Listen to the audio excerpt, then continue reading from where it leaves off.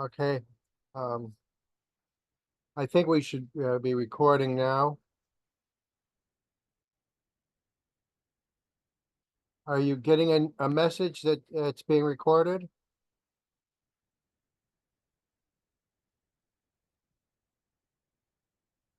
Yes, the recording is going. Oh, okay, great. Thank you. Oh, okay, well,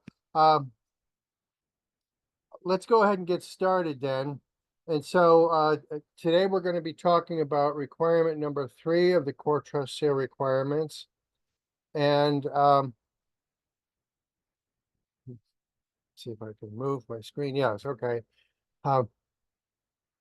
And just as a very brief review, we've talked about the different types of principles and certification instruments that are out there, in addition to CoreTrustSeal. And we've also talked about digital preservation of our contents, our data, etc., and other information. Serving a designated community, identifying our designated community that we're going to serve, and then meeting their needs in terms of the services that we provide, the data, etc. And then we've talked about sustainability, that is ensuring that our capabilities are persistent, that they can continue on into the future, that we could continue to serve our designated communities on into the future. We also talked about the requirements themselves, gave an overview of them, and then some of the organizational aspects, that is having a repository, the capabilities of providing the materials online to our designated community. And we had previously talked about the earlier CoreTrustSeal requirements that were for 2020 to 2022. They've been replaced by those for 2023 through 2025. And then we talked about setting the stage for beginning to meet the CoreTrustSeal requirements, preparing, etc. And motivation, why we want to attain CoreTrustSeal certification. And we started then talking about the R0 requirement, which we will review that today, along with some of the homework that we've done, where we are working on the templates for our applications for CoreTrustSeal certification. And we'll be reviewing R1 and R2 as well. And then we'll be talking more about R3 today. So it's going to be the same lecture questions and discussion. What I'm hoping is we can have more practical applications today, get more into exactly what these requirements mean for each of the repositories. And I believe I started the recording. And we also today we want to talk about some of our progress. Our next training session, as I mentioned, we will be reviewing, and I'm hoping we have time after we talk about CoreTrustSeal requirement 3 to start talking about CoreTrustSeal requirement number 4 and preparing for the next session. So so far we've got the repository SERVIR, ICRASAT, FMNR, AFRIGIST, and AGRIMET. And each of those repositories has a template, an online template that they're working on, and they can draft ideas for responding to each of the CoreTrustSeal requirements. And so that's something that Oh, sorry. That's something that we can continue to make progress on. And if there are other repositories that want to also have an application template and start working towards the goal of developing their responses to the requirements, please just put the name of the repository in the Zoom chat, and the person who's going to be the lead contact person, that'll be the editor of that template, and that we can make progress together. Certainly, this is a great opportunity to begin drafting responses in the template. And so that as we go through each of the requirements, we can start to revise and finalize the responses to each requirement. And at the same time, I think it's a really good idea to even make notes as to the kinds of things that might need to be done during that. In other words, what your repository might need to improve in order to help meet a particular requirement. And I've been working with several repositories over the years to do this. And, often what we will do in the template is put draft content for a web page that we're planning to create that will contain some of the information that we want to share with our designated community.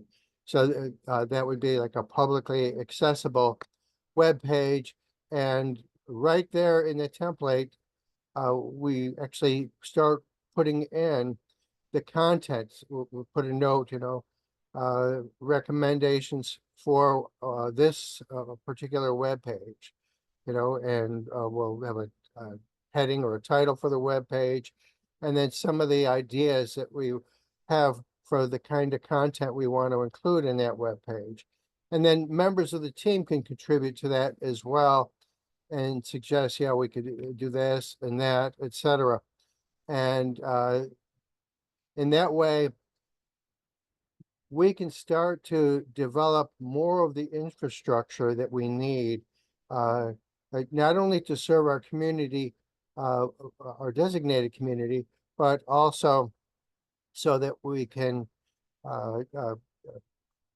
revise and improve our application for CoreTrustSeal certification. So, and before I forget, if there are any new folks on the Zoom call today, please feel free to introduce yourselves on the chat. I should tell you though, I actually cannot see the chat because I just see the screen in front of me here with the slides on them. So if somebody does want to break in and say something, that's fine. If you raise your hand, I'm not even sure I would be able to see that. But please feel free to interrupt me at any time.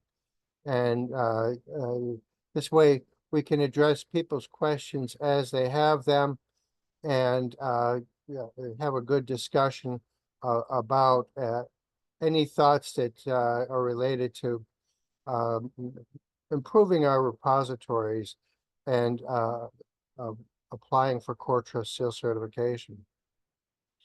And so moving forward, our next training session will be on Wednesday, July 31st. So that's a few weeks from now. As I mentioned, Alex is on vacation right now, and I will be traveling in a couple of weeks, but as soon as I get back, then we'll have our next session. So that's Wednesday, July 31st at the same time. And we plan then we'll be talking about requirement number 4 and hopefully introducing number 5 as well. And so let's take a look again at R0. I know we had talked about this a couple of times. And I should mention that I've been looking at some of the templates, and I'm really happy to see that we are making progress on these. I think a general idea would be to try to even make notes under each of these categories. So for example, on R0 here, um, we see several categories, and the general information that should be at the highest level. And what I mean by that is if people, they don't necessarily know anything about the repository. So you would put that in. The RE3 RE3 data identifier, excuse me. And some call it the RE3 data identifier. That's just going to be a URL. And to that end, I would suggest putting in notes in terms of the kinds of things that we would want to have in the RE3 data registry. That is general information about the repository, basically. So information similar to what we would put under general information about the repository in our application is what we would be putting in the RE3 data website in their registry. Each repository has to choose a repository type, and I've seen some have done that, and that's great. I suspect most of you will be specialists that is serving a particular discipline or topical area. Providing a brief overview of the repository, that would be just a very short description. Again, assuming people don't know anything about the repository. And then describing the designated community, that is who we are serving, the people who will be using the resources that we provide. Choosing one or more actually of the levels of curation that the repository is performing, and then mentioning any cooperation or outsourcing with either, and it could be insourcing too, with those in the host organization or with any external groups. And since all of these repositories that we're working on today are just doing their first round, we're not renewing, so we don't have to list what we've done or what we've improved since then. So we had the previous assignment a few weeks back on R0 that is describing our progress in terms of meeting the R0 requirements. And so, and I as I mentioned, I saw some of the progress, and I actually made some comments in some, seeing some of the different responses that are out there. I hope my comments are helpful, but I'm really happy to see that we are making great progress on these. I would say, just put down the thoughts that you are having, or even questions. What I commonly do when I'm working with repositories is we ask ourselves questions. How are we doing this? How are we doing that, etc. Or how can we describe this more succinctly, and put down some draft ideas, and that way the team members who are working together on this can look at those ideas and share more ideas. And so please continue drafting responses to all the requirements that we're working on in your templates. And just one little tip I would like to share with you is what works for me in the repositories that I'm working with is that as we're working on each of the requirements, we go back and look at some of our responses to the other requirements that we've already drafted. And the reason that's valuable is that that helps us to look at what we have said already and build on that. And also what we might have said about one question, we realize is more applicable to another one of the requirements. And so, and if that's the case, I would suggest that taking that language and moving it over to the other requirement. And if it's an earlier requirement, like R0, which is really just general information, very general, think about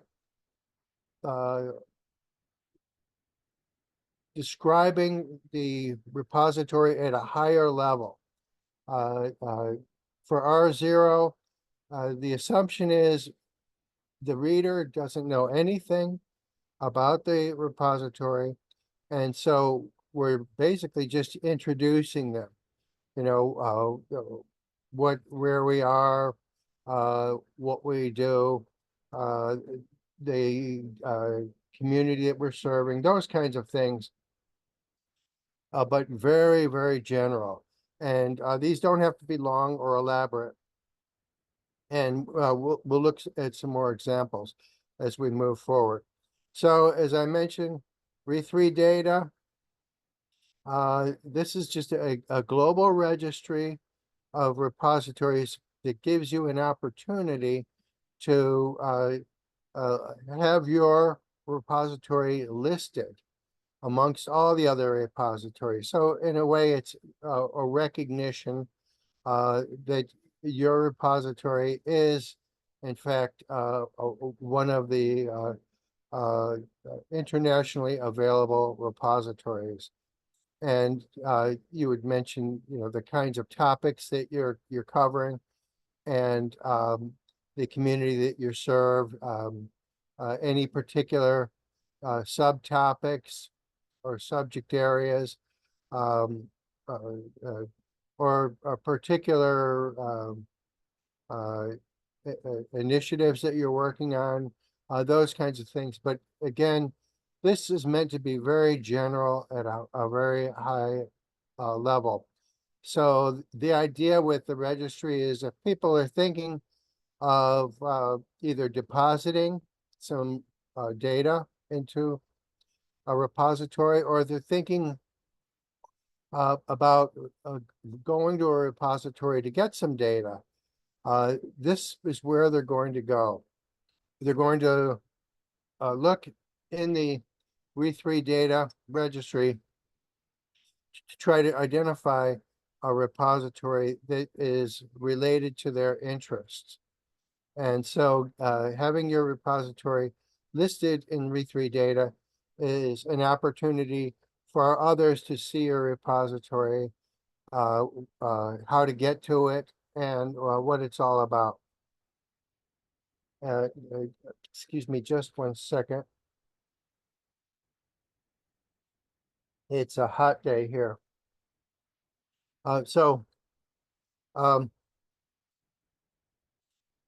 the re3 data registry, basically you're listing the title of your repository, the various subject areas that you cover, the types of content, the country where your repository is located, and then just a very brief description, which is very similar to the description that you would put in the CoreTrustSeal application under R0.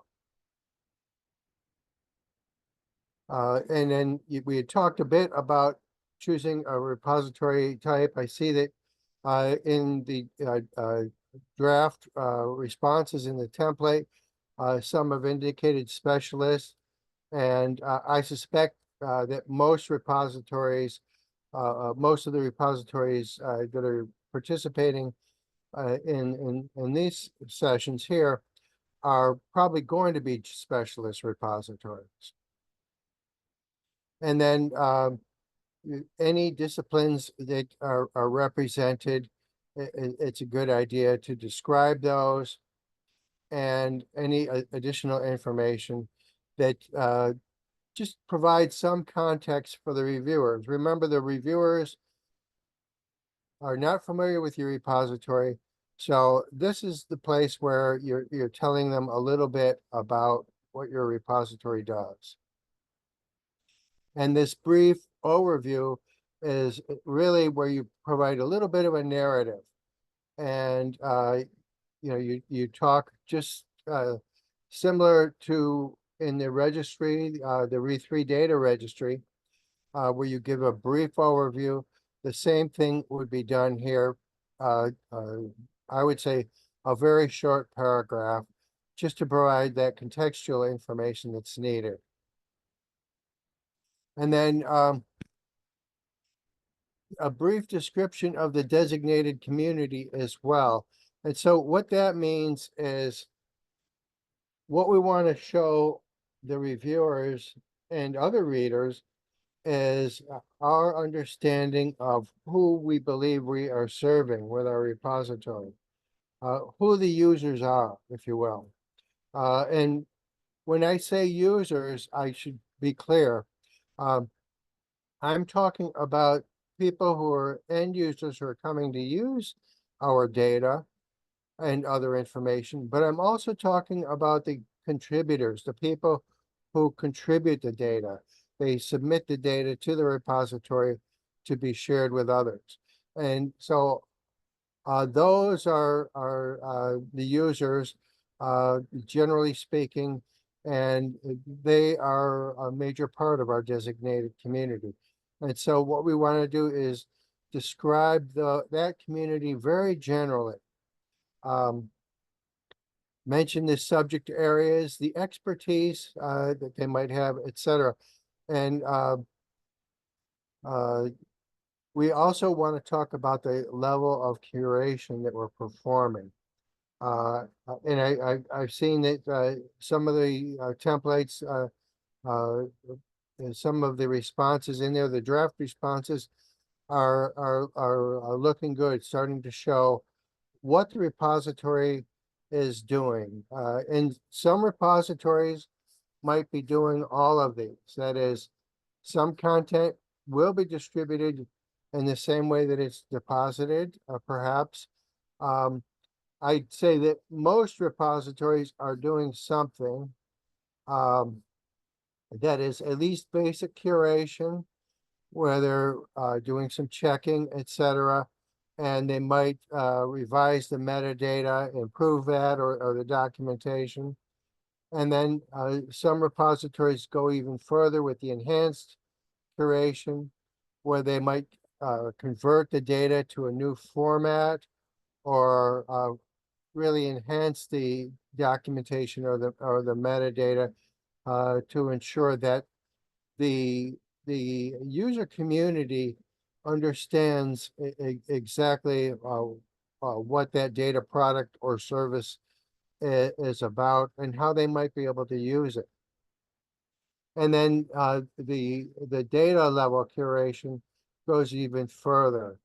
And then so you're going to be doing the enhanced curation, but perhaps the review will be more intense, and any interventions there, perhaps editing, for example, of the data for accuracy, working with the depositors of the data to ensure that the data are in fact correct and complete. And so here you want to also describe the level of curation that you're providing. And so here you want to just say how the repository is completing its curation. And this is, again, at a very high level, just to give reviewers an understanding of the kinds of services that the repository provides. And here we talked about the cooperation and outsourcing.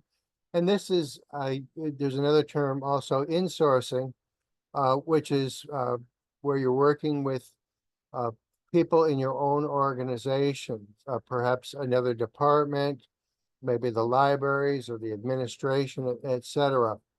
And so this is an opportunity here to describe the kinds of cooperation that you're engaging with and with whom. And so you wouldn't talk about people here in particular.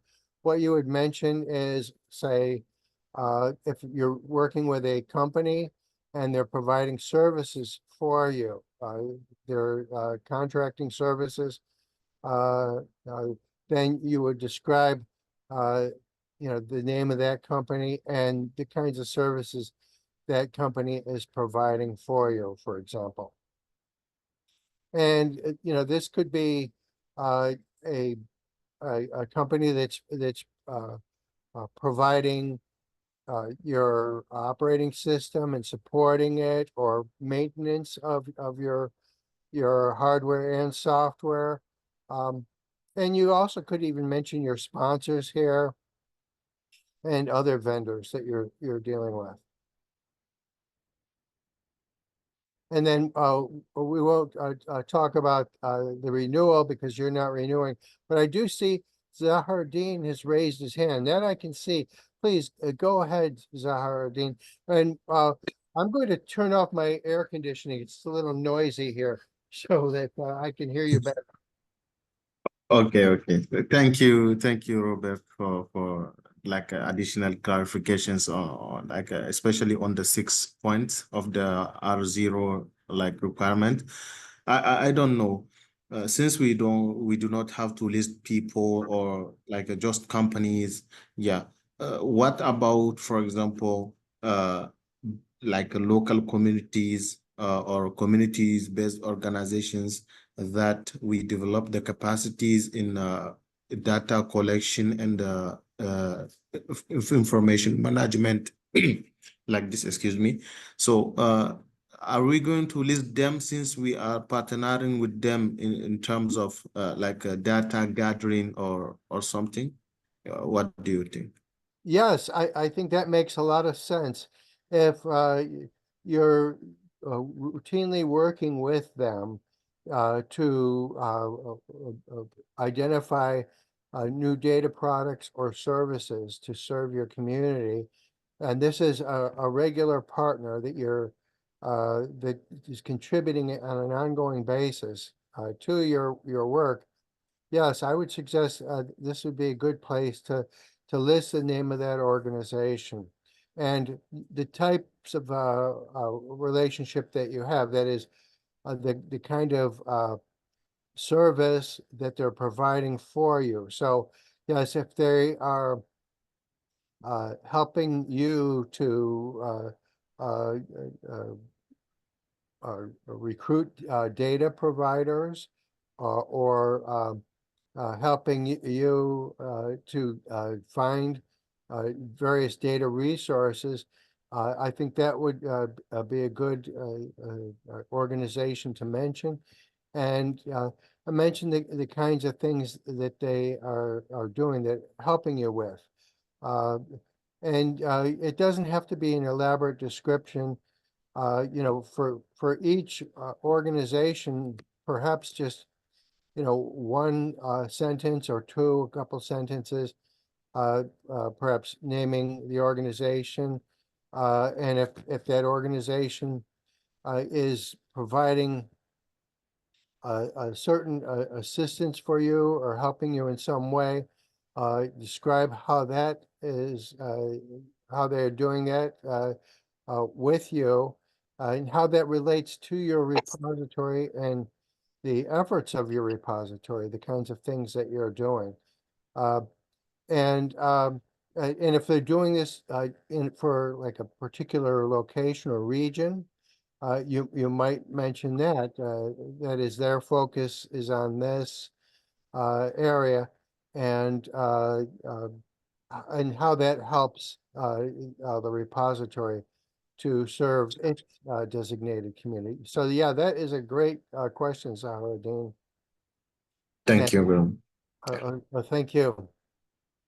And so let's review R01 now, and that's focusing on the mission and scope of the repository. And so generally, whether it's written explicitly or not, each repository does have a mission. That is, the objectives they're trying to achieve.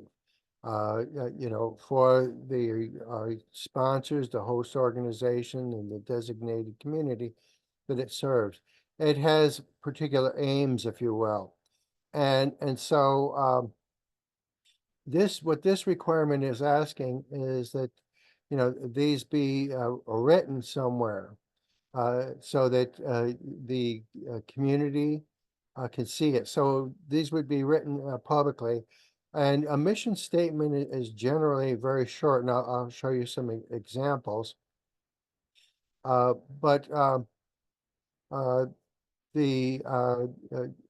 I said, the mission statement should be publicly accessible, that it should be located on a web page somewhere. And ideally, what you want to be able to do is to, for your evidence for this requirement, you would have a link, show a link that goes to that publicly accessible mission statement. And you might in your response mention who has approved that mission or similar policy statements, so that it's understood that some level of authority has defined the mission and approved it for the repository. One thing that is important to mention here is the CoreTrustSeal requirement is looking for preservation to be referred somewhere to publicly. That is, that you're engaging in preservation of resources. And the idea is that you want to be able to make your resources available in the future, not just today, tomorrow, or the next day, but further on, next year and the year after, etc. And so we generally do that by preserving the resources digitally so that they can be made available over time. And as I said, you don't have to mention preservation necessarily in your mission statement. It's good if you do. However, a lot of organizations don't feel that that's the right place to put the word preservation. And so you could put that anywhere on your website that's publicly accessible, where your designated community can understand that you are going to make these resources available for their use in the future. And with the R01 requirement, they are looking for the word preservation to be somewhere on the website. And we'll look at some examples of that. And so here is an example from CDAC where I work, one of the repositories that I work for. And you see here, our mission statement is kind of succinct. It's basically saying we're focusing on human interactions in the environment. And its mission is to develop and operate applications that support integration of socioeconomic and earth science data and to serve as an information gateway between the earth sciences and the social sciences. So that's basically the mission statement of CDAC. It's very succinct, very short, but it gives people an idea of what it is that CDAC does. And you see here that and this is from a webpage that we have for data submitters. That is, people who are planning to share their data through CDAC. They would come to this webpage for guidance. And on this webpage, at the bottom, you'll see here, we say that CDAC preserves the data and related information resources that it disseminates. And we talk about how preservation of data and related information resources is accomplished. And we say how we do that: archiving, curation, and ongoing stewardship. And so this is the kind of thing that requirement 1 is looking for in a response, where you're providing, and here we provide our mission statement as part of the guidance for data producers to submit their data. And then we also describe here, as part of this guidance, and actually the page is very long. There's a lot of information on that to give guidance to data producers. And this page actually is related to many other of our responses. So as we go through various kinds of the requirements and looking at responses there, I'll be showing you other examples of the kinds of information that we provide to our user community, and as well as what others provide to their user communities. And so here's an example. This is the LADS DAC. The LADS DAC is a distributed active archive center. It's another NASA a data center. Excuse me.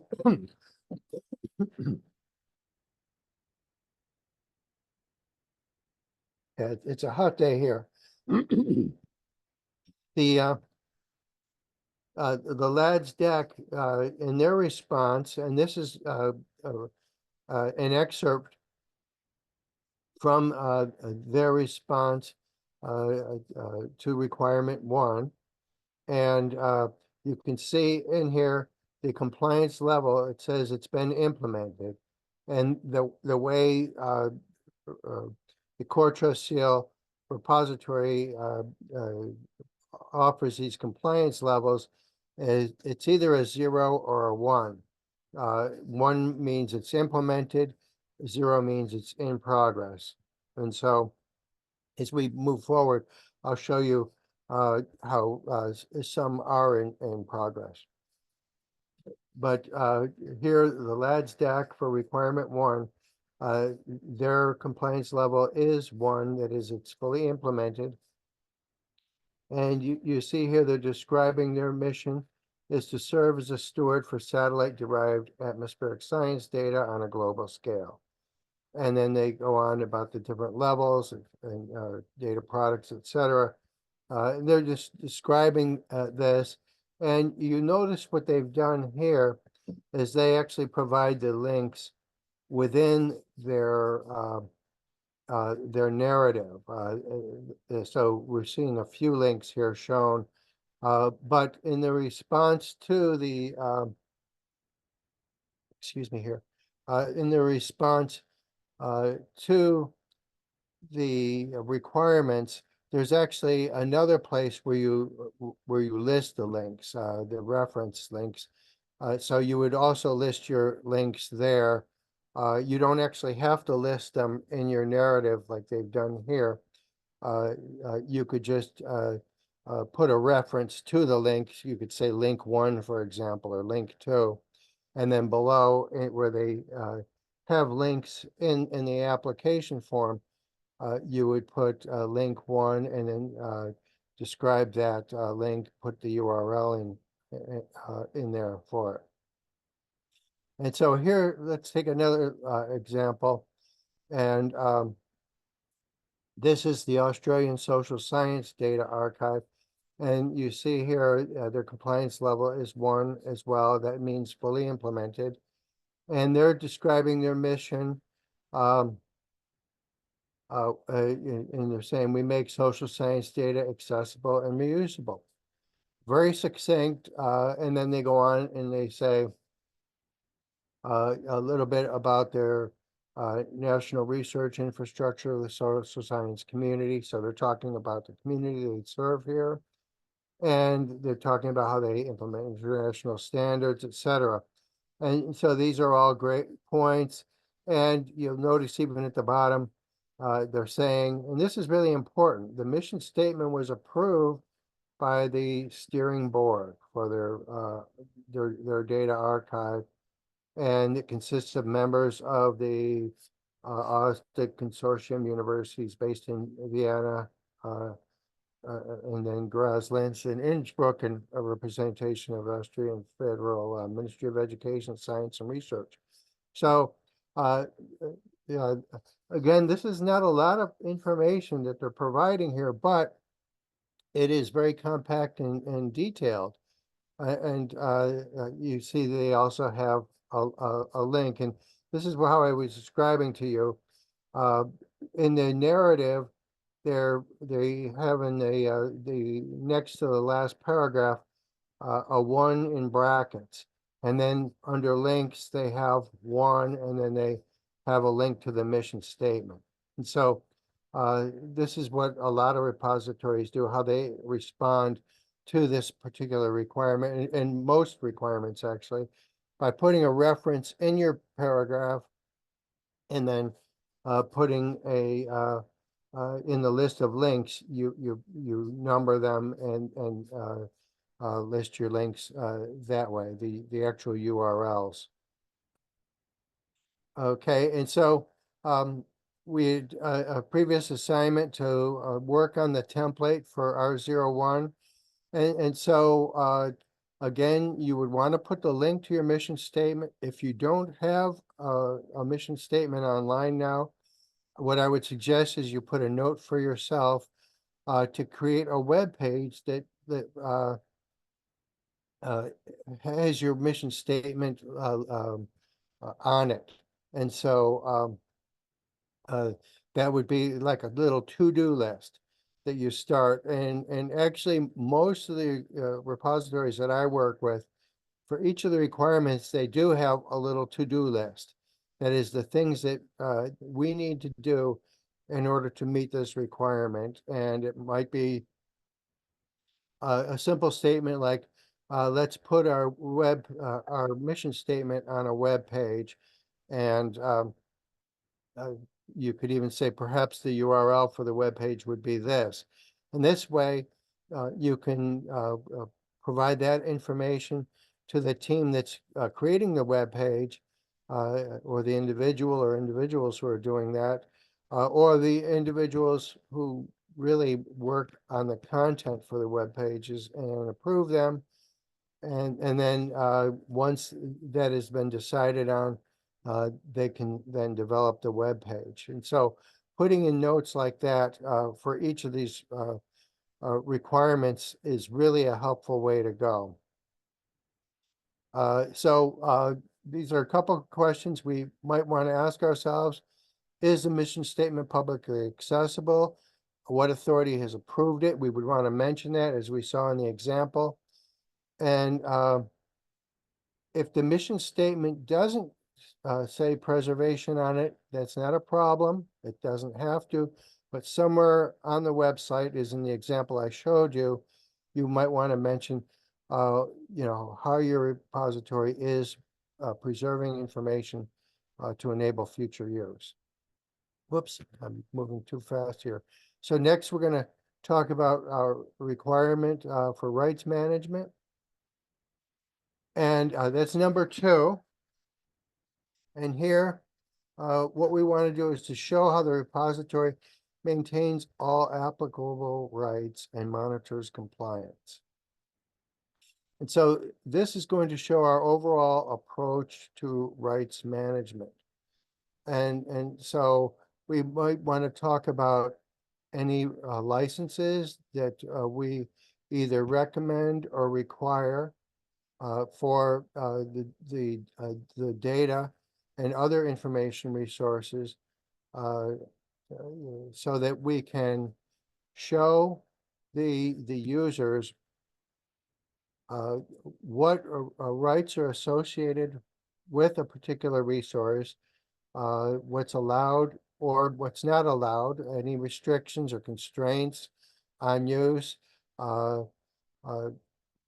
Some repositories, they take what's an open approach, that is, they provide open data or open access to the data. And in doing that, what they would offer are some open data licenses. And the idea here is that people who go to use the particular data product in the repository, they should be able to understand what rights they have to use the data. What can they do with it? What's allowed? What's not allowed? And that should be very simple and clear to understand. And so we'll look at some examples in a second here, but the general approach should also be described in the response. In other words, if the repository believes that its data should be open, that's something that should be mentioned in the response. And then any negotiations that are associated with the transfer of the data, when somebody submits it, the depositor or the data producer submits it, any of the negotiations that take place for that submission, they should be mentioned, as well as any codes of conduct, privacy measures, or even legislation that it influences the rights management. They should be mentioned under number 4, which is legal and ethical. Excuse me. I'm just choking a little here. So for rights management, we could mention some of the licenses we're using. Many, for example, utilize the Creative Commons licenses because they're very popular. And you can find them at creativecommons.org. And some of the open licenses they have there are like the CC0 waiver and public domain licenses. And those kinds of licenses are basically saying that the data are not restricted. Basically, anybody can do whatever they want with the data. And there are other licenses too that are very open and popular. And so if you are handling some sensitive data, and how you handle that data, that should also be mentioned here. And if the repository does have some restrictions on the data, and those restrictions are being violated, this is the time to mention what the repository does about them. That is, how they would identify noncompliance, and if they find noncompliance, what they do. That is, do they send a letter, for example, to those who are not in compliance, asking them to become into compliance?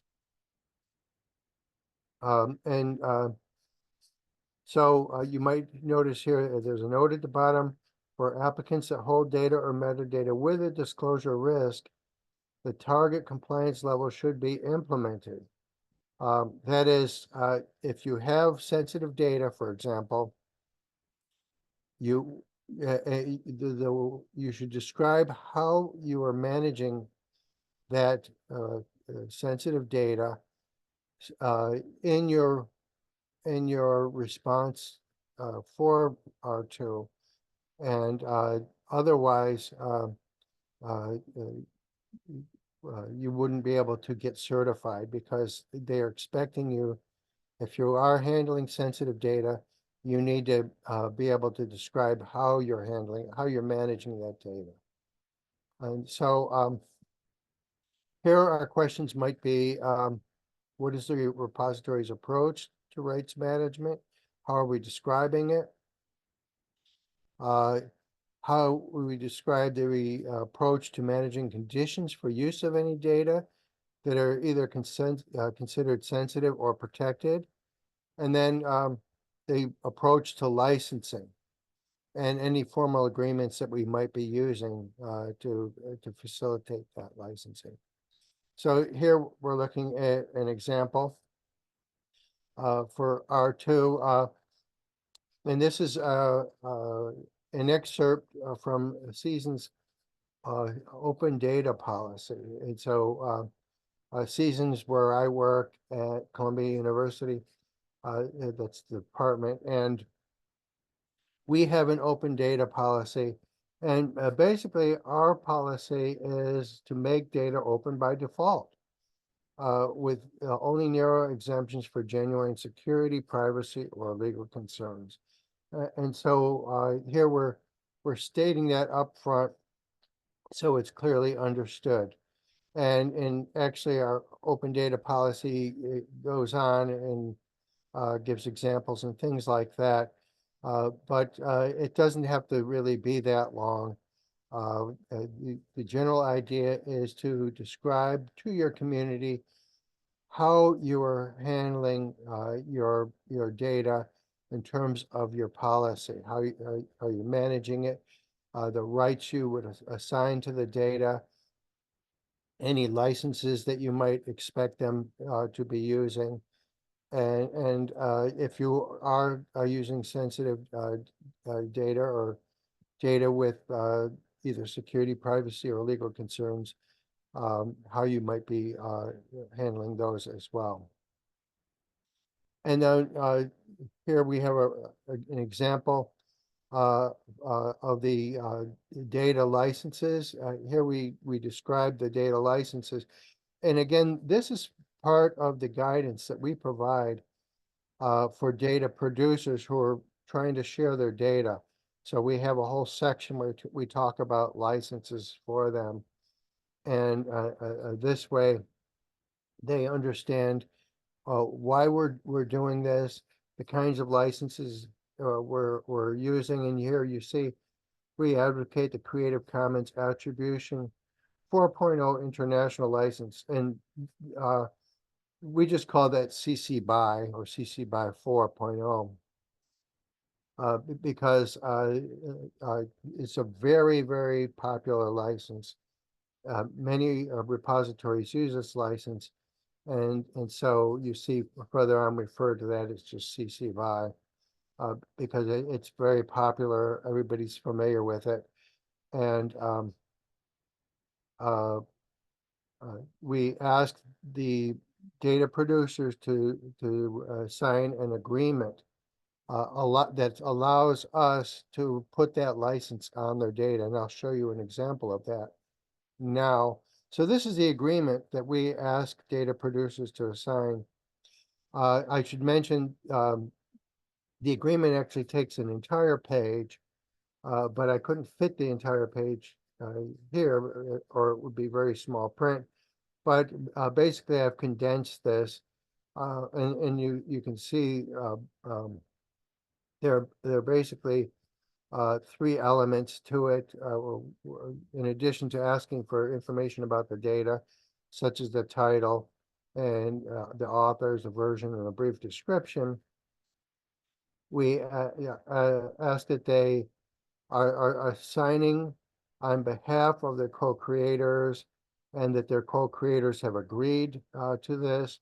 and that they agree to that the data may be distributed under the Creative Commons Attribution 4.0 International License. So it's a very simple agreement, and all it's really saying is that uh, uh, they have signed the Creative Commons Attribution 4.0 International License to the data, and that allows us to distribute the data under that license. And so basically what they're saying is, under that license, anybody can use the data for any purpose. And so that refers to us as well, the repository. We can use the data for any purpose. And how we're going to use it is by disseminating it. And then others will use it. They can redisseminate it if they want, or they can use it to conduct a study or for any other purpose. And the only stipulation with that license is with the Creative Commons Attribution 4.0 license is they do have to cite the source. They provide attribution, which means that they cite the source. So the idea here is if you have a paper that you're publishing about your use of the data, then you would include a reference to the data set. Okay, so here's another example here, and this is from the Australian Antarctic Data Center. And you see here, they mention in their response, all of our metadata records are also labeled with a CC BY 4.0 license. So similar to what CDAC does in Season, the Australian Antarctic Data Center also uses the CC BY 4.0 license. As I said, it's very popular. Oh, and but I went ahead here. And you'll see here, they've mentioned a few properties. All data collected are part of the ASP remain the property of the Commonwealth of Australia, etc. And they go on about this. And so they are here telling you how they manage their rights. And this is part of their response for the CoreTrustSeal requirement too. And here's another example. And this is from the, let's see, the ICSD, and their CoreTrustSeal requirements. And so you can see the ICSD, they're saying their data is subject to a license agreement between the customer and this is their organization, the FIZ Karlsruhe.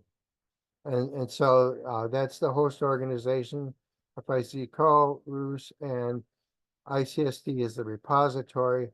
And then they talk about the different aspects of rights management. So they've done it, as you can see, each repository has a different way of responding to this requirement 2 for rights management. And this one's mentioning what they're doing for the web, they're doing for the desktop, the internet, and so on. And so you don't really expect to see the same kinds of responses from each repository because each repository is different. Excuse me here. So we had a previous assignment for R02 where we start to draft our responses for each of our repositories to this requirement. And so I would suggest thinking about what licenses you use, or it doesn't have to be a license. You could have agreements with the data producers, and the information that you provide to the user so that they know what they're allowed to do with the data. And those should be very brief and simple statements that you provide to the users for each data set or data product that you own, or generally, you say all our data products are available under these conditions, etc. And so reviewing number 3, continuity of service. Here we show that the repository has a plan to ensure ongoing access to and preservation of its data and metadata. So the general idea here is that we want to show that the repository has determined how it's going to sustain its services over time, how it's going to keep going, if you will. So one way to do this is to identify the risks and how the repository can address any risks to its ongoing operations. We want to be able to show that the repository can continue to operate over time, and by identifying the risks, that's one way of doing it. And you also can show in here any evidence, and they're looking specifically evidence in terms of the functions and services offered by the repository. In other words, what we're providing to the depositors and users, how we're helping them to meet their needs. The approach to any changes of circumstances and long-term planning.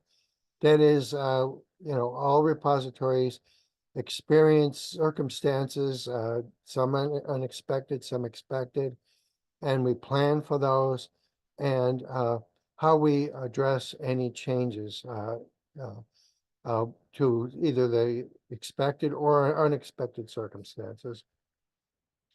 And then any options for relocation or transition of our activities, that is, it could be the services we provide, the data we provide, how we might transition those to another repository. So, for example, if the repository lost its funding, how is the repository going to be able to continue to operate and to continue to give the designated community the data and services that it currently provides? So how would it do that? Excuse me. And I'll show you some examples, but what some repositories say is, we would transfer our resources to another repository, and we've made an agreement with that other repository that they would take over these services. In other cases, with other examples, you'll see that the funders have stated clearly that if the repository ceases to operate, the funder of that repository, the sponsor, will designate another repository or another location where those services and the data can be provided to the users. So there are lots of different ways of approaching continuity of service. The important thing is that we provide in the response to R3 a description of how we are doing this. That is, the services that we provide and how we plan to continue providing those over time. And that also includes managing the policies and the procedures and other business information over time. So obviously, each repository has these things, the policies and procedures, etc., and how these would be managed over time. We need to describe that. Excuse me. So there's an important point I wanted to underscore here, and I'll just actually read through this because it's very important. and it says, even though succession agreements may be hard to achieve, it is important to acknowledge the possibility that a repository will cease to function or exist. You know, this is, we have to deal with real situations. So it goes on to say, if there's no formal written agreement between the repository and a successor, then the compliance level cannot be higher than in progress. And so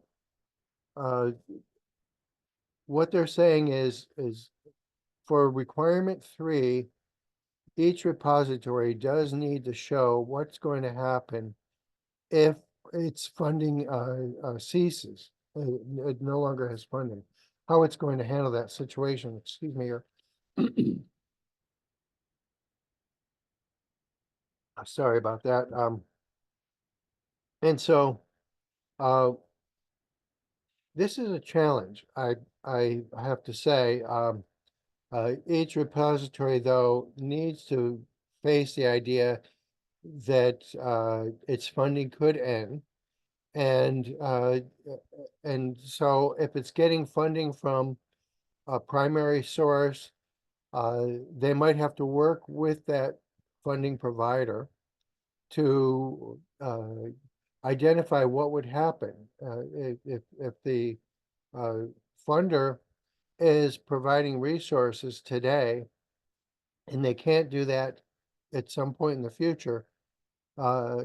They should be able to work with you to determine how those resources will be shared with a designated community in the future. And then, well, I'll show you some examples later. And then it's mentioned here that if there are aspects that are associated with the technical aspects of it, that is how you might do this with hardware and software and things like that, those would be described under R15, which is technical infrastructure. So that's a later requirement. So in terms of the continuity of service, of course, you know, repositories must ensure their continuity. And the information could include whether the applicant is the primary or only custodian.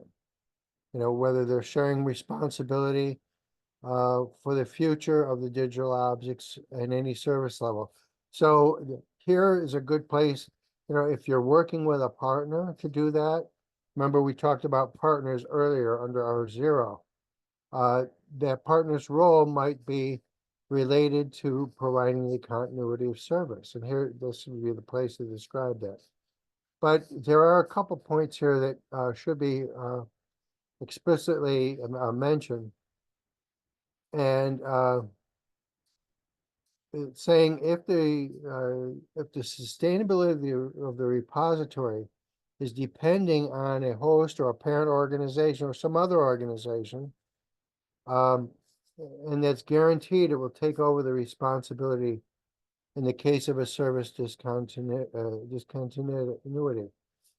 So that should be clearly indicated. So we need to identify and enter a formal agreement with a successor can undertake and deliver the same levels of care. So any agreements to do this, or any formal written policies that the parent organization, or it could be the funder or another organization has with the repository, these should be mentioned here and described. And if there is no formal agreement in place for a successor, then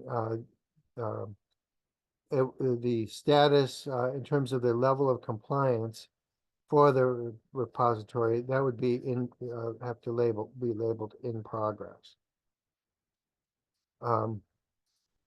And so they're saying if no formal written agreement is in place, then the requirement cannot be assessed as implemented. And so these are important points about meeting this requirement. You need to have formal agreements in place and refer to them. Excuse me.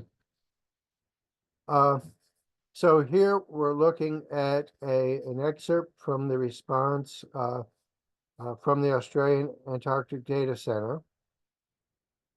And you'll see here they mention the primary function, providing these services to the general public. And if something were to happen, the metadata, the data holdings, and the associated capabilities for search and access, etc., would be secure through the following means. And they go and they list these things here. All of the different agreements that are in place, what's going to happen with each of the resources, etc. And this is quite comprehensive.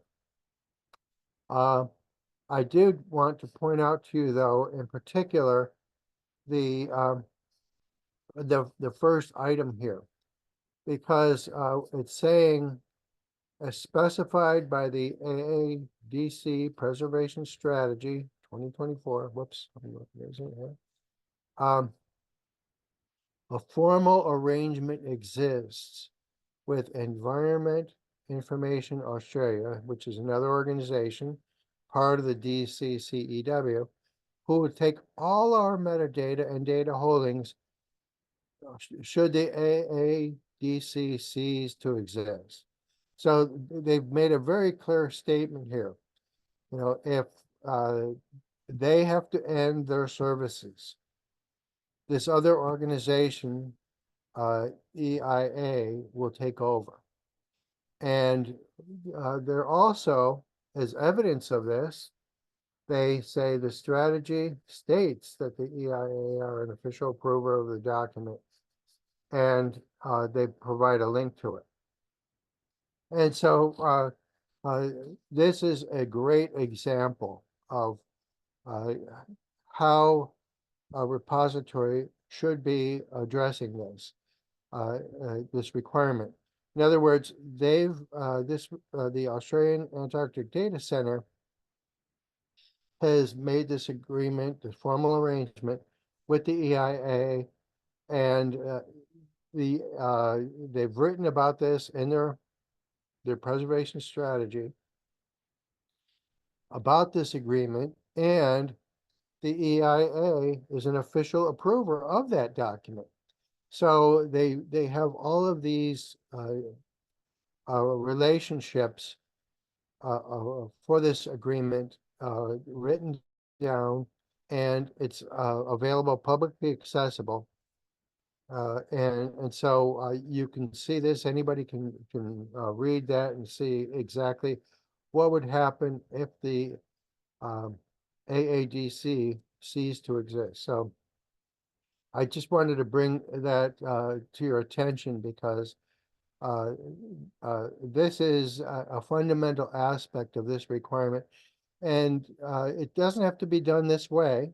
This is just one way to do it, but the AADC has made it very clear how they're doing this, and all that information is publicly accessible. So I would say this is a very a good example of one approach to meeting this requirement.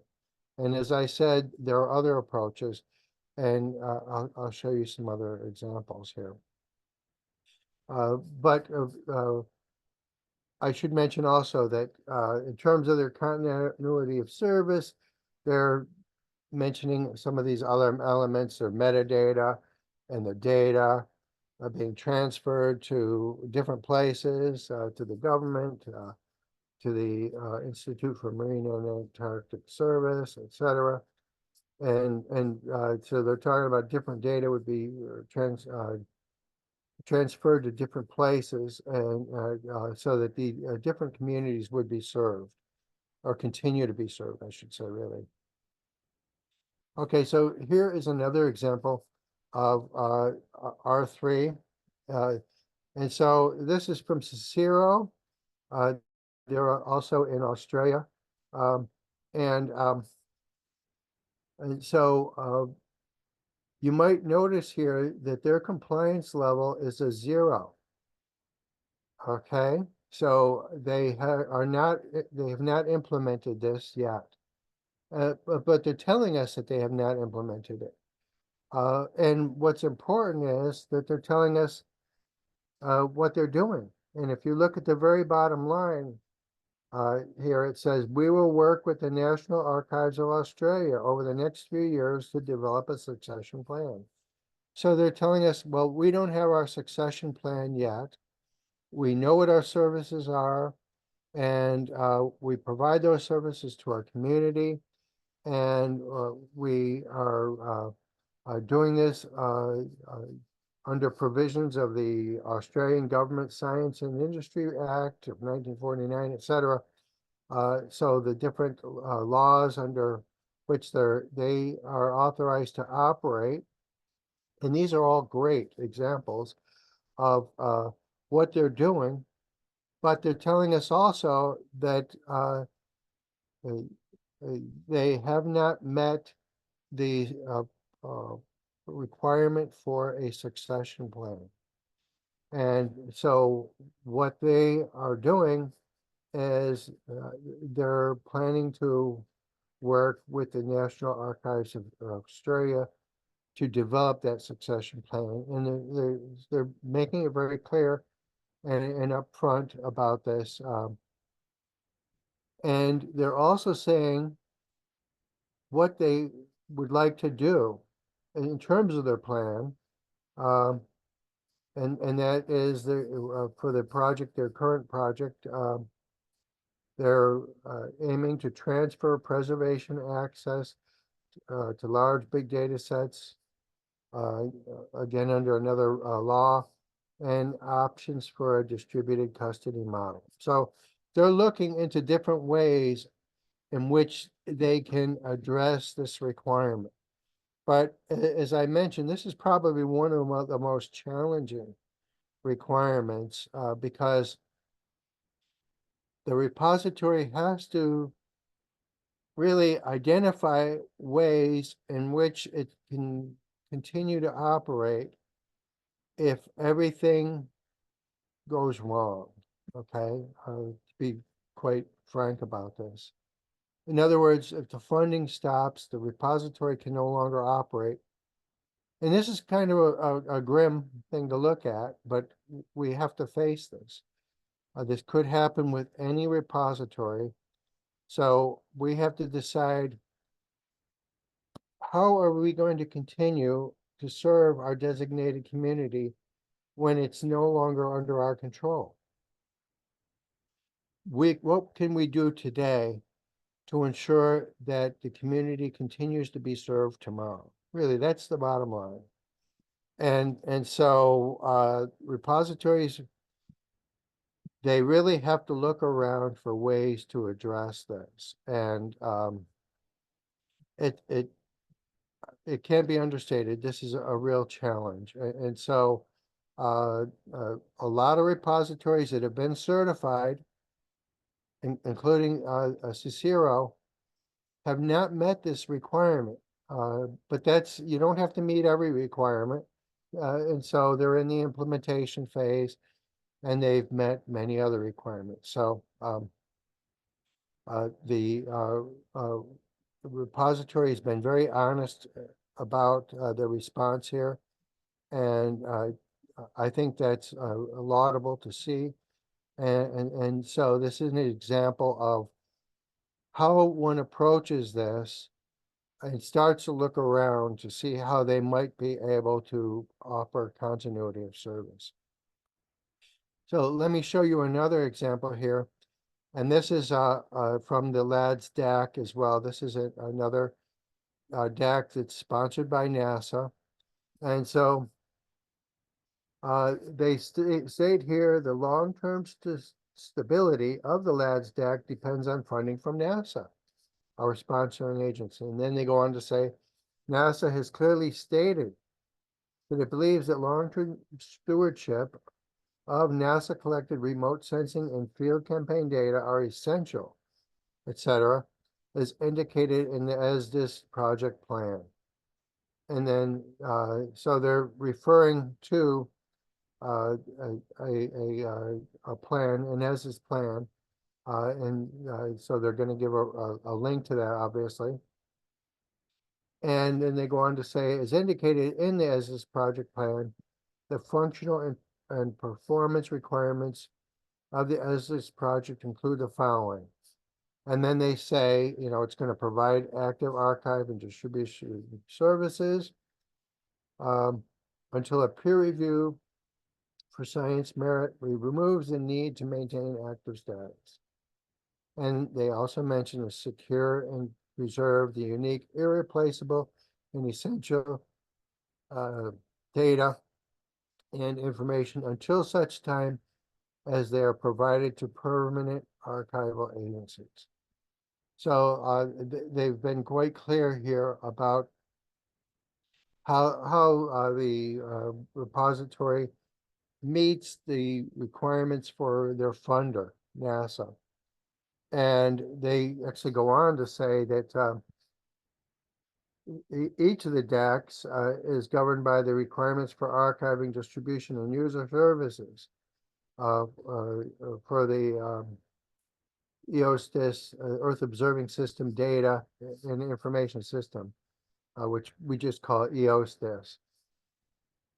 And this requirement they're referring to is often referred to as adored, and they're giving a reference for it here. And they're actually quoting now from this requirement, saying that requirements to archive and distribute the data for a given mission extend as long as required by the ESDIS project. The duration is dependent on the active use of the data by NASA-funded investigators and provisions of long-term archiving as determined by ESDIS.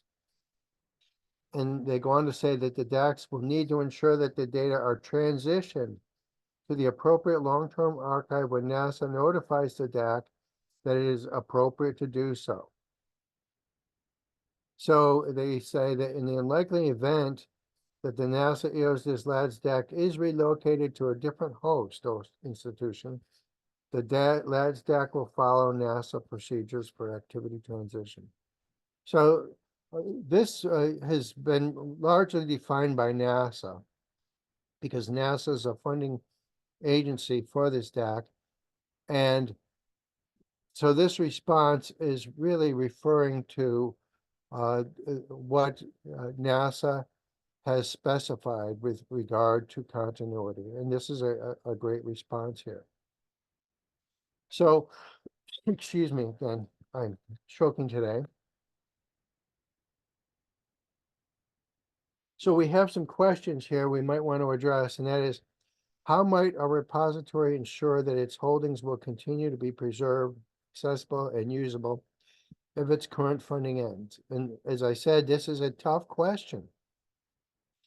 And basically, the answer is to have agreements. And so the next question is, what agreements can the repository establish with others? That is to ensure that its holdings will continue to be preserved, accessible, and usable if its current funding ends. So, yeah, I encourage you all to think about this and to think about what partners you might want to work with so that your community can be served. In other words, what other organizations also serve your community? And that might be the funder. And you talk with the funder, you know, how can we ensure that our designated community can continue to be served after we're gone? So please think about that some more and start to draft some ideas or even just some questions in the template for R3. Now, I'd like to quickly just introduce our 4 legal and ethical issues. We have a little bit of time left here, well, like a minute, so just want to say that for R4, it's ensuring to the extent possible that data and metadata are created, curated, preserved, accessed, and used in compliance with legal and ethical norms. So basically what this means is that the repository is going to follow whatever laws are in place in the jurisdiction where it's located, but also looking at the ethical norms of the community, how it can comply with those as well. And so it means being aware of the processes around legal and ethical issues, including privacy and confidentiality.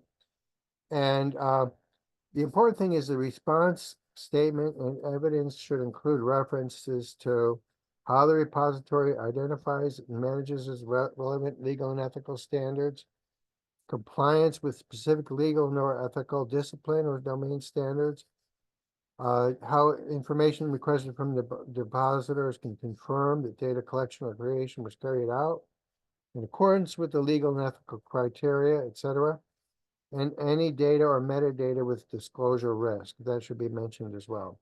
So anyway, in preparation for the next session, please work on your templates, not only on the requirement 3 and some draft ideas and responses for that, but also going back to R0, R1, and R2 and looking at those.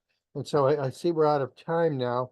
But if there are any quick questions, we could certainly discuss those before we depart. Any last questions? Well, not seeing or hearing any, but I can't actually see the chat. If anybody wants to chime in, unmute, we could hear that from them.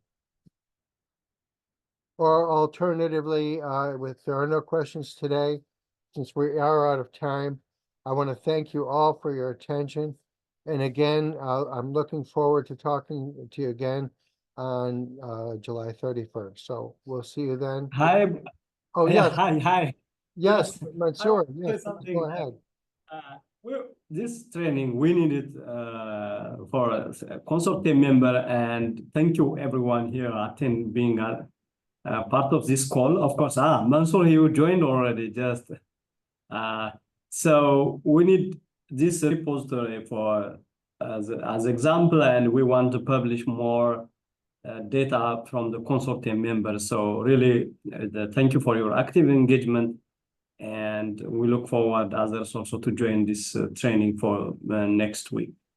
Oh, Okay, thank you. thank Okay. you.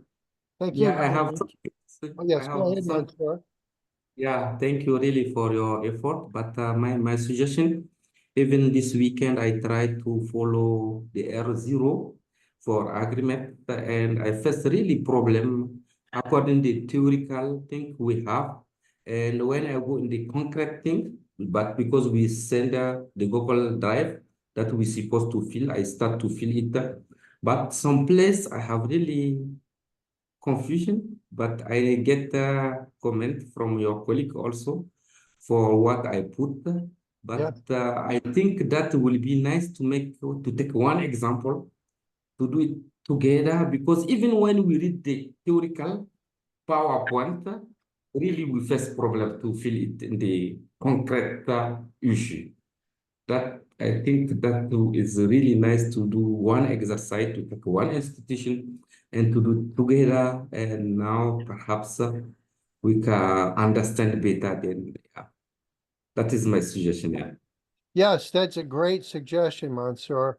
I think we need to, yes, go over that R0 as well as R1 and R2 and R3 and think about possible ways in which we can start to describe how we're approaching our responses to each of these requirements, and including, as you mentioned, the partnerships that we might have, the different types of partnerships. And so I will look for some more examples that we can talk about. And also, I think we can share amongst each of the repositories that's participating in these some of the kinds of partnerships that we have. And in doing that, we can think about our own partnerships and how we would describe them. So yes, so that is a great point. I really appreciate that you raised that issue. Describing these partnerships, which often might be informal, might be a challenge, especially if you don't have a written agreement with them. For R0, you don't have to provide evidence of a written agreement, but it would be good to be able to describe that partnership generally without a link to a written agreement. But I think the important thing is to identify the kinds of services or activities that the partner is contributing to the repository, and how that is how the repository and the partner are working together to achieve their mutual objective. So yeah, this is a tricky requirement to describe, because often the relationships are informal. And so, yes, I think what we're gonna have to do is look at how we might be able to describe those by working together. One thing I would suggest to start with is under that requirement, in the template, just start to list any in-source or outsource partners that you have. In other words, if there's for an in-source partner, if you're working with, say, the library, just list the library as a partner if you're working with them, or if you're working with the some organizations have an overall information technology center or office that provides the support for the technical services. And so if you're working with your information technology group, sometimes people could refer to it as the IT group. If you're working with them, list them under the in-house partner that you're working with, or in-source partner, because you're part of the same organization. So those are a couple of examples that we might think about just listing as a starting point, just listing them if they're providing some kind of support. And then for outsource partners, that is partners that are external to your organization, I would suggest we just list them as well as a starting point. In other words, if we have a contractual relationship, and we don't have to show the contract, obviously, those are confidential. But if we do have a formal relationship that might be contractual or some other agreement with a company, then list the name of the company there. If we're working closely with the funder even, we could list the funder there as being an organization that we're partnering with. Certainly they're providing funding for you, and in response, you are meeting the requirements of the services that you've agreed to provide. So that's a relationship too. So you could list the funders there. And if there's more than one funder of the repository, that could be listed there. And then if you have services that you're getting from a particular organization, in other words, an organization is providing security for your facility, or an organization is helping you with outreach or other types of services. You might want to list that organization as well. And so a good way to start is just to list the organizations, the internal departments, if you will, or groups that you're working with within your organization. Those are the in-house or in-source partners. Just list those as a starting point. And then for outsourcing, list those external organizations that you're working with. And that's the first step, just listing them. Once we have them listed, then we can start to think about those types of relationships. So yes, again, Mansoor, that was a great question. And I can't actually see the chat. So I think what I'm going to, oh, yeah, I got it now. Yeah, so we see a couple things there in the chat, and Glory has said, thank you, everyone. And he's going to another meeting. And Mansoor, again, thank you very much for your question. And this has been a great session. So are there any other final thoughts or questions before we adjourn? I don't hear any or see anything popping up on my screen. So with that, I want to wish you all the best, and we'll see you then on July 31st. And thanks again for your contributions here. And have a good day. And thanks, Mansoor. Bye-bye all.